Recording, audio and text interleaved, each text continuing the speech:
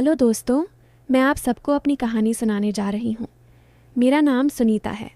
अगर आपको दिल को छू जाने वाली कहानियाँ पसंद हैं तो चैनल को सब्सक्राइब ज़रूर करें। मैं 35 साल की हूँ।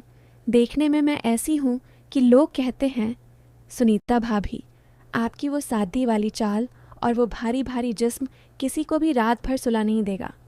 हाँ, कमर पतली सी जो हिलती है जब मैं चलती हूँ। मैं सिंपल सी घरवाली हूँ, लेकिन अंदर से बहुत गर्म हूँ जब मूड होता है।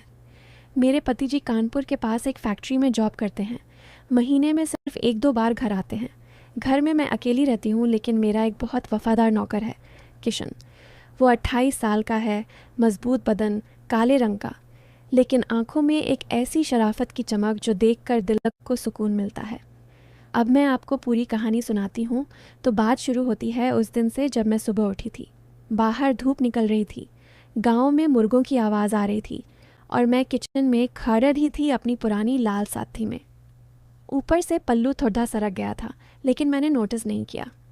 तभी किशन अंदर आया, हाथ में एक बड़ा सा थैला लिए। मालकिन, आज बाज़ार से फ्रेश मसाला लाया हूँ। आपने कहा था ना कि घर का अचार बनाना है, उसने कहा, और उसकी नज़र मेरी तरफ गई। मैं मुस्कुराई। हाँ किशन, बिल्कुल। आज पूरा दिन हम दोनों मिलकर बनाएंगे। तू जानता है ना, मेरा हाथ थोड़ा ढीला पड़ी डिश गया है अकेले अकेले। तेरे जैसे मजबूत हाथों की ज़रूरत है। उसने सिर हिलाया। जी मालकिन, आप जो बोलो, मैं तो आपके लिए कुछ भी कर सकता हूँ। मैं अंदर से सोच रही थी, क्या बात कर रहा है ये लद्दका? कुछ भी। लोग तो ये सुनकर सोच लेंगे कि इसका मतलब कुछ और है। लेकिन मैंने सिर्फ हंस दिया और बोला, अच्छा, तो पहले ये थैला खोल, सब चीज़ें बाहर निकाल। और हाँ, हाथों को अच्छे से धो के आ, क्योंकि आज बहुत दबा दबा के काम करना है। हम दोनों किचन में लग गए। मैंने बेडिधा सा बर्तन निकाला, उसमें नींबू काटने लगी। किशन पास खड़िधा था, मिर्चियाँ धोने लगा। उसका बदन थोड़ा झुक गया था और मेरी नज़र उसके मजबूत कंधों पर पड़ी देने गई। किशन, ये मिर्चियाँ देखो कितनी लाल हैं। थोड़ी ही तेज़ हैं, लेकिन अगर अच्छे से मिक्स किया तो स्वाद आ जाएगा, मैंने कहा और उसकी तरफ देखा। उसने हंस कर बोला, जी मालकिन, तेज़ चीज़ तो अच्छी होती है, लेकिन धीरे धीरे ही मिक्स करना पड़ी देता है, वरना जल जाती है। मैंने सोचा, अरे वाह, ये तो बोल रहा है जैसे कोई हीरो। लेकिन मैंने मूड बनाए रखा और बोली, हाँ बेटा, बिल्कुल सही कहा। अब तो ये नींबू काट, मैं नमक और हल्दी डालती हूँ। दोनों हाथों से दबा के मिक्स करना, जैसे मैं करती हूँ, अंदर तक घुमा के।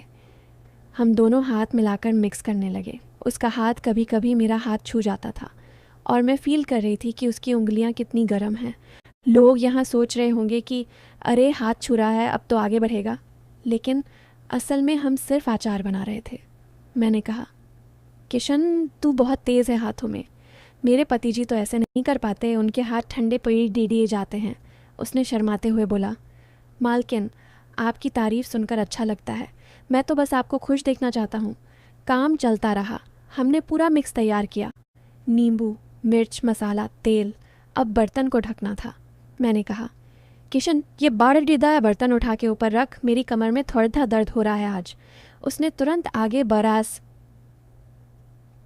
याद कर उठाया। उसका बदन मेरी तरफ झुक गया और मैंने महसूस किया कि उसकी सांस मेरी गर्दन पर पड़ी अच रही है। ठीक है मालकिन, आप बैठ जाओ, मैं कर देता हूँ, उसने कहा। मैं बैठ गई और बोली, हाँ बेटा, तू ही मेरा सहारा है। पति जी तो दूर हैं, तू ही घर संभालता है। उसने मुस्कुराते हुए बोला, मालकिन, आप जब भी बोलो, मैं रात दिन आपके पास हूँ। मैंने सोचा, ये लड्डतद का क्या बोल रहा है रात दिन? लोग तो अब सोच रहे होंगे कि इसमें कुछ ज़रूर होगा आगे। लेकिन मैंने सिर्फ हंस दिया और बोला, अच्छा, अब ये बर्तन को छोड़ दे के बाहर ले चल, धूप में सूखेगा तो स्वाद डबल हो जाएगा। हम दोनों बाहर आंगन में आ गए। वहाँ मैंने पुराना चौकी बिछाया, उस पर बर्तन रखा। किशन पास बैठ गया और हम बातें करने लगे। मैंने पूछा, किशन, तू कब से यहाँ काम कर रहा है? लगभग 4 साल हो गए ना? उसने सिर हिलाया। जी मालकिन, 4 साल और 2 महीने। जब मैं आया था तब आपके पति जी ने कहा था, सुनीता को अकेला मत छोड़ना, घर संभालना। मैंने उसकी आंखों में देखा और बोली, हाँ, तू सच में संभालता है। कभी कभी लगता है जैसे तू मेरा अपना ही है। पति जी तो सिर्फ पैसा भेजते हैं, तू तो दिल से काम करता है। उसने थोड़ा शर्माकर बोला। मालकिन, आप ऐसे बोलेंगी तो मैं और क्या करूँगा। आपकी एक स्माइल के लिए मैं कुछ भी कर सकता हूँ। बात धीरे धीरे गहरी होती गई। मैंने कहा, किशन, कभी सोचा है कि ज़िंदगी में क्या चाहिए? मैं तो सोचती हूँ कि अकेलापन बहुत बुरा है। पति जी दूर, घर में सिर्फ तू और मैं। उसने जवाब दिया। मालकिन, अकेलापन तो सबको होता है, लेकिन आपके पास मैं हूँ ना। आप जब भी चाहें मैं आपको थोड़ा सा सहारा दे दूँगा। ये सुनकर लोग तो पगला जाएंगे। अरे भाई, सहारा दे दूँगा का मतलब समझ रहे हो ना? लेकिन मैं सिर्फ हंसी और बोली, हाँ बेटा, तू यही रह, यही काफ़ी है। आचार का बर्तन धूप में रखकर हम वापस किचन में आ गए। अब लंच का टाइम था। मैंने कहा, किशन तू बैठ, मैं रोटियां सेकती हूँ, तू सब्ज़ी गरम कर। वो पास खड़दा हो गया और गैस पर बर्तन चढ़ाया। जब मैं रोटियां बेल रही थी उसने कहा, मालकिन, आपकी रोटियां बहुत सॉफ्ट होती हैं। हाथों से कितना प्यार से बेलती हैं आप। मैंने मुस्कुराते हुए बोला, हाँ, प्यार से ही तो सब बनता है। तू भी ट्राई कर, देख कितना सॉफ्ट बनता है। उसने हाथ आगे बढ़ाया, मेरी तरफ से बेलनी ली और हम दोनों साथ में रोटियां बनाने लगे। उसका हाथ कभी मेरी उंगलियों से टकराता और मैं फील करती थी कि उसकी सांस तेज़ हो रही है। किशन, धीरे से, वरना जल जाएगी, मैंने कहा। उसने बोला, जी मालकिन, मैं तो आपके हिसाब से ही कर रहा हूँ। किस टाइम हम दोनों एक साथ बैठकर खाने लगे। मैंने रोटी उसके प्लेट में रखी और बोली, ले बेटा, खा ले, आज तेरे हाथों का बनाया अचार भी ट्राई कर। वो खा रहा था और बोल रहा था, मालकिन, आपका स्वाद ही अलग है। मैंने सोचा, ये क्या बोल रहा है। लंच के बाद हम दोनों आंगन में ही बैठ गए। अचार का बर्तन अभी भी धूप में था। किशन ने कहा, मालकिन, आप थक गई होंगी, मैं आपके पैर दबा दूं? आपके पैरों में कितनी मेहनत होती है घर के काम में। मैंने सोचा, अब ये पैर दबाने की बात कर रहा है, यहाँ से शुरू होगा। लेकिन मैंने हंसकर बोला, हाँ बेटा, दबा दे, बहुत दर्द हो रहा है आज। वो मेरे पैरों के पास बैठ गया, हाथों से धीरे धीरे दबाने लगा। उसकी उंगलियां मेरी पाँव की उंगलियों के बीच से गुजर रही थी। मैं आंखें बंद करके बोली, किशन, तू बहुत अच्छा है, पति जी भी ऐसे नहीं करते। उसने धीरे से कहा, मालकिन, मैं तो आपके लिए हर वक्त तैयार हूँ, आपको जो चाहिए वो मैं दे दूँगा। ये सुनकर मेरा दिल ज़ोर से धधका, लेकिन मैंने कंट्रोल किया और बोली, बस तू यही रह, यही काफ़ी है। शाम होने लगी। अचार को अंदर ले आए। मैंने कहा, किशन, अब बोतलों में भर देते हैं, तू हाथ अंदर डाल के अच्छे से दबा के भर। हम दोनों बैठकर बोतलें भरने लगे। उसकी बातें जारी रहीं। उसने अपनी माँ के बारे में बताया कि वो कितनी बीमार थी और मैंने उसको पैसे दिए थे इलाज के लिए। मालकिन, आपने मेरी माँ को ज़िंदा किया, मैं आपका एहसान कभी नहीं भूलूंगा, उसने कहा। मैंने उसके कंधे पर हाथ रखा और बोली, बेटा, एहसान नहीं, रिश्ता है हमारा। रात हो गई, मैं सोने चली गई, लेकिन सोच रही थी कि ये लडा-डित का कितना क्लोज आ रहा है, लेकिन कुछ गलत नहीं कर रहा। चैनल को सब्सक्राइब करें। अगली सुबह से कहानी आगे बढ़ रही। मैं उठी, किशन चाय बनाकर लाया। मालकिन, आपकी फेवरेट अदरक वाली चाय। हम दोनों बैठकर चाय पी रहे थे। तभी मैंने कहा, किशन, आज घर के पुराने सामान को सॉर्ट करना है। एटिक में बहुत सामान पीडी-डीडा है, तू मेरे साथ GRH। वो बोला, जी मालकिन, मैं तो आपके पीछे पीछे हूँ। हम दोनों सीढ़ियों से ऊपर चढ़े। एटिक में अंधेरा था। मैंने टॉर्च ऑन किया। पुराने एल्बम, कप डे, एक पुराना रेडियो। मैंने कहा, ये देखो मेरा पुराना लहंगा, कितना टाइट था तब। किशन ने हंसकर बोला, आज भी आप पहन लो, मैं देखूंगा कितना टाइट लगता है। मैंने उसकी तरफ देखा। अरे, ये क्या बोल दिया? लोग तो अब सोच रहे होंगे कि लहंगा पहन के दिखाने वाली है। लेकिन मैंने मूड में बोला, हाँ, शायद एक दिन पहन लूँगी, तू देख लेना।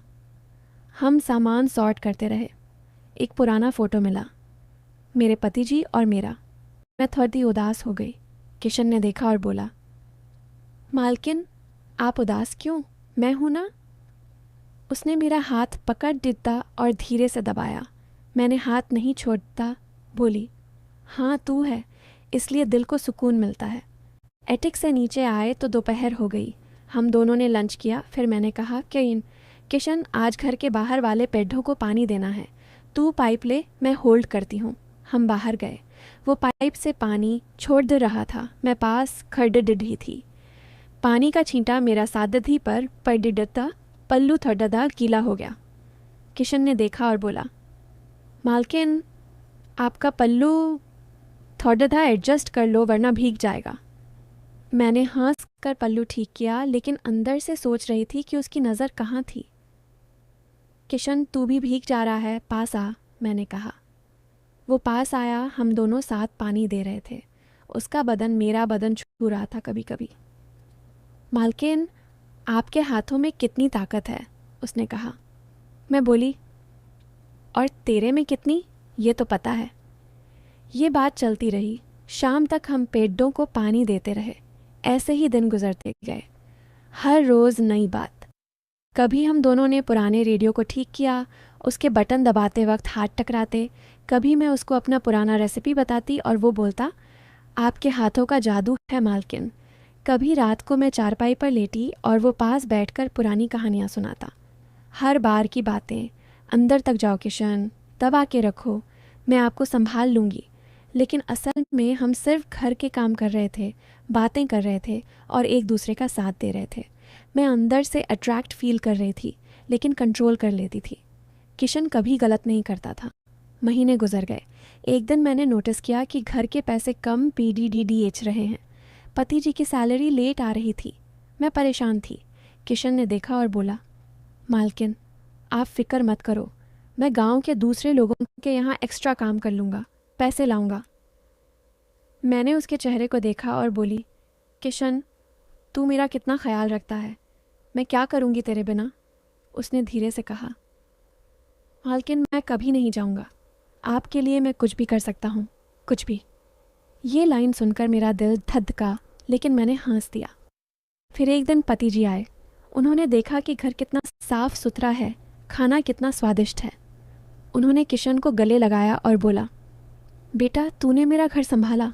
रात को पति जी ने मुझे बताया, सुनीता, किशन असल में मेरा छोटा भाई का बेटा है। मैंने उसे यहाँ भेजा था कि तू अकेली ना रहे, और वो सीक्रेटली घर के पैसे भी मैनेज कर रहा था।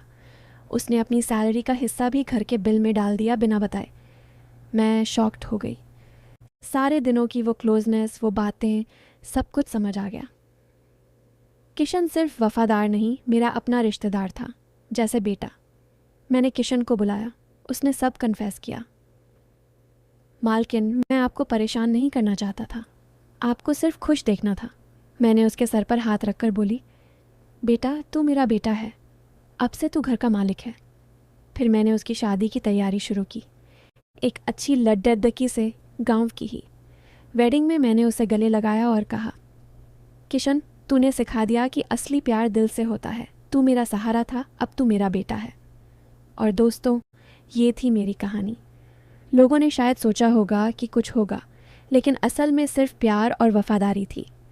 अच्छे लोगों को ये स्टोरी दिल को छू गई होगी, और लोग भी एंड में सोच रहे होंगे, यार, कहानी तो बहुत अच्छी थी, इमोशनल हो गई। मैं सुनीता, आप सबको नमस्ते। अगर आपको ये कहानी पसंद आई तो बताओ, मैं और सुनाऊंगी। Take care. दोस्तों, अगर आपको ये कहानी अच्छी लगी तो चैनल को सब्सक्राइब करें, शेयर करें और वीडियो को लाइक करें, शेयर करें। Thanks for watching.